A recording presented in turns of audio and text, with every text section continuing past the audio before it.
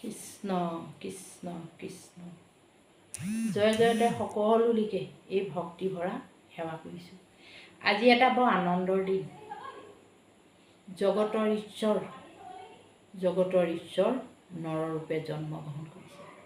এই জগতৰ ঈশ্বৰ নৰৰূপে জন্মগ্ৰহণ কৰিছিল কংস কাৰাগাৰত বসুদেৱ দৈৱকী উৰসে। বসুদেৱ দৈৱকীয়ে কিমান পুণ্য ফলত এই জগতৰ ঈশ্বৰক তেওঁলোকে পুত্ৰ হিচাপে পাইছিলে। তেওঁলোকৰ বহুত পুণ্য আছিলে। এই পুণ্য এতিয়া কৰা নহয়, আগৰ জন্মতে তেওঁলোকে এই পুণ্য কৰি থৈ গৈছে। সেয়েহে জগতৰ ঈশ্বৰক তেওঁলোকে পুত্ৰ হিচাপে পাইছে। এই জগতৰ ঈশ্বৰ যেতিয়া পুত্ৰ হিচাপে পালে তেতিয়া দৈৱকীয়ে কিন্তু বহুত কান্দিছিলে। দৈৱকীয়ে নাজানে তেওঁ জগতৰ ঈশ্বৰ বুলি। তেওঁ পুত্ৰ মুখলৈ চাই তেওঁ অনেক কান্দিছিলে। তেওঁ কান্দি কান্দি কৈছে, পুত্ৰ কিয় আহিলি এই অভাগিনীৰ ঘৰে? ভাতৃ হৈছে শত্ৰু মোৰ, ৰাতি দিনে মেলে চুৰ, পলুৱাই তোমাক থম কোন দিশে। তেতিয়া তেওঁ কান্দি কান্দি তোমাক মই এতিয়া কেনেকৈ বচাম, তোমাক মই এতিয়া ক'ত লুকুৱাই থ'ম, এনেকৈ কান্দি আছে। বসুদেৱেও দুখ কৰিছে। সেই মুহূৰ্ততে আকাশী বাণীয়ে তেওঁলোকক জনাই দিছে, তোমালোকক পুত্ৰক কোনেও মাৰিব নোৱাৰে। তোমালোকে অতি সোনকালে যোৱা, গকুলত যোগমায়া জন্ম হৈছে, তোমাৰ পুত্ৰক সলাই আনাগে। বসুদেৱে সেইমতে গৈ পুত্ৰক সলাই আনিলে। এই যোগমায়ানো কোন? এই যোগমায়া হৈছে এই মায়া, এই প্ৰকৃতি ভগৱানৰ আন এটা ৰূপ প্ৰকৃতিয়ে। সেই যোগমায়া তাত জন্ম হৈছিলে। এই যোগমায়া সলাই লৈ গুচি আহিলে। কংসই যেতিয়া ৰাক্ষস মূৰ্তিয়ে আহি পালেহি কাৰাগাৰ, যোগমায়াক মাৰিব পাৰিব জানো? কি শক্তি আছে? তেওঁ কিন্তু মাৰিব নোৱাৰিলে। ইপিনে পুত্ৰ হিচাপে তেওঁ নৰ হিচাপে জন্ম হোৱাত বৈকুণ্ঠত তলপল হৈছে। ব্ৰহ্মা ৰুদ্ৰ ঠিক সকলো আহি পেলাই ভেষ ধৰি চাই গৈছেহি যশোদাৰ গৃহত। যশোদাৰ গৃহত সকলোৱে জগতৰ ঈশ্বৰ কৃষ্ণ চাই গৈছেহি।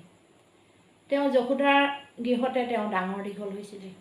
বহুত ফূৰ্তি, গকুলবাসী বহুত আনন্দ, বহুত পুণ্য, যিহেতু জগতৰ ঈশ্বৰক তেওঁলোকৰ বকুলত ডাঙৰ দীঘল হৈছে। তেওঁ 3 নম্বৰ দিনা পুতনা ৰাক্ষসীক বধ কৰিছিলে। এই ৰাক্ষসীক পঠিয়াইছিলে কংসই কৃষ্ণক বধ কৰিবৰ কাৰণে। কৃষ্ণক বধ কৰিব কি শক্তি আছে? কৃষ্ণইহে এই পুতনা ৰাক্ষসীক বধ কৰিলে। ইয়াৰ পিছত তেওঁ লীলা দেখুৱালে। তেওঁ লীলা গকুলবাসীয়ে সকলো আনন্দ উপভোগ কৰিছে। গোপসকলৰ লগত তেওঁ গৰু চৰাবলৈ গৈছিলে। গৰু চৰাওঁতে তেওঁ বহুত অনেক ঘটনা ঘটিছিলে। তেতিয়াও তেওঁ অনেক ৰাক্ষসক বধ কৰিছিলে।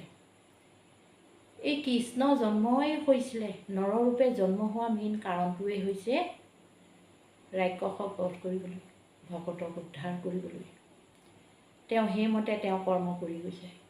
তেওঁ যেতিয়া অলপ ডাঙৰ হৈ আহিলে, তাৰপিছত তেওঁ কি কৰিছে? গোপীসকলৰ লগত ৰাসক্ৰীড়া কৰিছে। গোপীসকলৰ মনৰ বাঞ্ছা পূৰণ কৰিছে। গোপীসকলৰ বহুত পুণ্যৰ ফলত আগৰ জন্মত তেওঁলোকে বহুত পুণ্য কৰিছিলে। তেতিয়া তেওঁলোকে দ্বাপৰ যুগত তেওঁলোকৰ সেই পুণ্যত তেওঁলোকৰ মনৰ কামনাৰ বাসনা সকলো পূৰ হৈছে। এই কৃষ্ণই কি কৰিছে? কুৰুক্ষেত্ৰ যুদ্ধ লগাই অধমীক নাশ কৰিছে। সেয়েহে কৃষ্ণ জন্ম হোৱা কাৰণেই হৈছে দুষ্টক দমন, শান্তক পালন। তেওঁ দুষ্টক দমন কৰিলে। আমাক দেখাই থৈ গৈছে ভাগৱতত। কুৰুক্ষেত্ৰ যুদ্ধখনত যিসকল অধমী আছে সকলোক নাশ কৰি ভক্তসকলক তেওঁ উদ্ধাৰ কৰি থৈ গৈছে। আমি নৰসকলেও এতিয়া এই কলিযুগত কৃষ্ণ ক'ত আছে? এই কলিযুগত কৃষ্ণ সকলোতে বিৰাজমান হৈ আছে জগতৰ ঈশ্বৰ।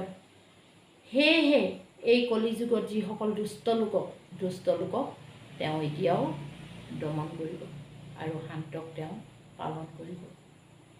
এই কৃষ্ণই সকলোতে বতাহত, বায়ুত, পানীত, চাৰিমুঠি জীৱৰ সকলো হৃদয়তে কৃষ্ণ আছে। কৃষ্ণ দাপৰ যুগৰ নিচিনা এই কলিযুগত নৰ হিচাপে ক'তো তেওঁ জন্মগ্ৰহণ কৰা নাই। তেওঁ সকলো দিশৰ পৰাই চাই আছে। যিসকলে বেয়া কাম কৰে তেওঁলোকক তেওঁ নিধন কৰিছে। এই জগতৰ ঈশ্বৰক কিছু লোকে কয়, ইমান ঈশ্বৰক চিন্তা কৰি থকা জগতৰ ঈশ্বৰনো ক'ত আছে, কোনে দেখিছে, ক'ৰবাত দেখা পাইছানে, এনেকুৱা ধৰণে প্ৰশ্ন কৰে। কিন্তু জগতৰ ঈশ্বৰক কোনে দেখা পাব? জগতৰ ঈশ্বৰক অনুভৱ কৰিব লাগিব। অনুভৱ কৰিলে যিসকলে অনুভৱ কৰে, যিসকল ভকতে অনুভৱ কৰে তেওঁলোকে কিন্তু জগতৰ ঈশ্বৰক দেখা পায়। গাখীৰতে ঘিউ আছে। গাখীৰত ঘিউ বিচাৰিলে পোৱা নাযায়। গাখীৰখিনি মঠিব লাগিব, তেতিয়াহে তাত ঘিউ পোৱা যায়। এডাল খৰিত অগ্নি থাকে। খৰিডালত অগ্নি বিচাৰিলে কোনেও নাপায়। এই অগ্নিডাল ব্যৱহাৰ কৰিব লাগিব। তাত জুই অকণমান জ্বলাই দিব লাগিব, তেতিয়া সেই খৰিডালৰ পৰা অগ্নি ওলাই যায়। এই কথাবিলাক আমি অনুভৱ কৰিব লাগিব, আমি ভাবিব লাগিব। কৃষ্ণ কথা আমি মঠিব লাগিব। যেনেকৈ গাখীৰ মঠিলে ঘিউ হয়, কৃষ্ণ কথাই আমাক হৃদয়ংগম কৰিব লাগিব, ভাবিব লাগিব। তেতিয়া আমি সকলোৱে কৃষ্ণক হাততে পাওঁ। আৰু যিসকলে কৃষ্ণক ভাবি পায় তেওঁলোকক ভগৱানে উদ্ধাৰ কৰে। তেওঁলোকৰ বিপদখিনি আঁতৰতে দূৰ কৰি দিয়ে আৰু কৃষ্ণই তেওঁলোকক সখী হিচাপে লৈ ফুৰে। সেয়েহে আজি আমি এই কৃষ্ণৰ জন্মোৎসৱটো সকলোৱে পালন কৰিছে। কিছুসকলে নামঘৰত পালন কৰিছে, কিছুসকলে গৃহত পালন কৰিছে। আমিও পালন কৰিছোঁ। আমি গৃহত আজি তেনেকৈ পালন কৰিব পৰা নাই। গৃহত অকণমান মোৰ অসুবিধা, মানুহজনৰ অসুখ হৈ আছে। এই মাহটো প্ৰায় মেডিকেলত থকা নিচিনাকৈ আছোঁ। সেয়েহে স্বাস্থ্যও বৰ ভাল নহয়, বৰ ভিডিঅ' দিয়া নাই। আজি লৰালৰিকৈ যিহেতু এই দিনটোত এটি ভিডিঅ' নিদিলে মনে শান্তি নাপায়, ভিডিঅ' এটি বনাই দিবলৈ মই আগবাঢ়িলোঁ। আৰুনো কিমান ক'ম, কৈ থাকিলে কৃষ্ণ কথা মোৰ নকৰে। সেয়েহে মই ইমানতে কৈ মই সামৰণি মাৰিছোঁ। যদি অজানিতে কিবা ভুল হৈছে সকলোৱে মোক ক্ষমা কৰিব। কৃষ্ণ কোটি কোটি অপৰাধনিতে কৰোঁ আমি দুৰাশয়, হে হৰিমুখত আশয় হেন মানি ক্ষমো কিবা ক্ষমো।